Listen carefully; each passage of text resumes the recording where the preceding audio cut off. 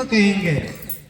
तो ऐसे में एक समय भिक्षु आए और कहने लगे अभी सुख क्या, जिसके पास बहुत ज्यादा पैसा होगा, धन संपत्ति से परिपूर्ण होगा, जो मर्जी वो अपने हिसाब से खर्चा कर सकते, उसे सुख कहेंगे। कोई कहने लगा नहीं नहीं, इसको क्या सुख कहेंगे, सुख तो बड़े बड़े राजा महाराजा होने में है, सबको जैसा मर्जी वैसा ऑर्डर दे सकते, हर तरह का सुख भोग कर सकते, सुख तो राजा महाराजा होने में है। कोई कहने लगे राजा महाराजा भी क्या है सुख, दुनिया भर की परेशानी, कब जान चले जाएगा पता नहीं। सुख तो पंच काम भोग करना, मतलब आंखों से जो मर्जी देखते रहना, कानों से जो मर्जी सुनते रहना, मुंह से जो मर्जी खाते रहना, ये सुख है। पंच काम भोग करना सुख है। तो ऐसे कोई क्या सुख कोई क्या सुख, चर्चा पर चर्चा हो रहा था। तो ऐसे में तथागत बुद्ध वहां पहुंचते हैं।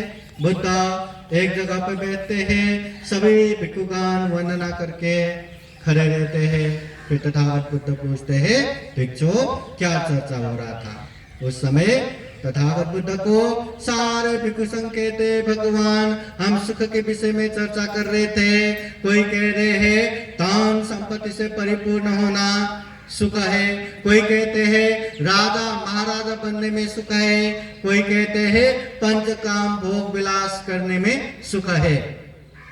वास्तव में क्या सुख है? तो तथा है सुख ये भी है, नहीं है ऐसा नहीं कहा जा सकता, मगर ये जो सुख कह रहे हैं एकदम अल्प मात्र क्षणिक मात्र सुख है।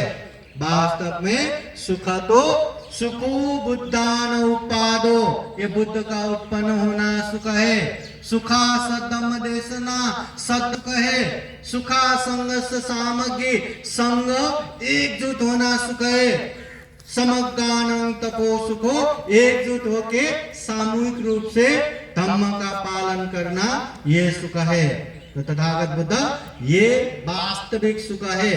दुनिया में एक एक बुद्ध उत्पन्न हुआ तो वह हजारों लाखों करोड़ों करोड़ लोग दुख मुक्त मार्ग में प्रतिष्ठित होते हैं, ये सुख है।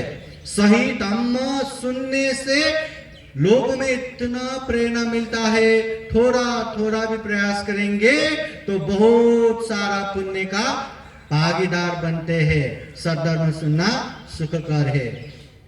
एक जन मेहनत करेंगे तो बड़ा बड़ा कार्यक्रम कुछ नहीं कर पाते, मगर ऐसे संग एकजुट होकर काम करेंगे तो बड़े बड़े काम भी आराम से हो जाता है। इसलिए एकजुट होना भी सुखकर है।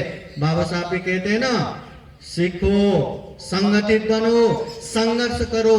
संगठित बनना, जब तक हम संगठित नहीं बनेंगे तब तक हम शासक नहीं बनेंगे, तब तक हम आगे नहीं जा पाएंगे।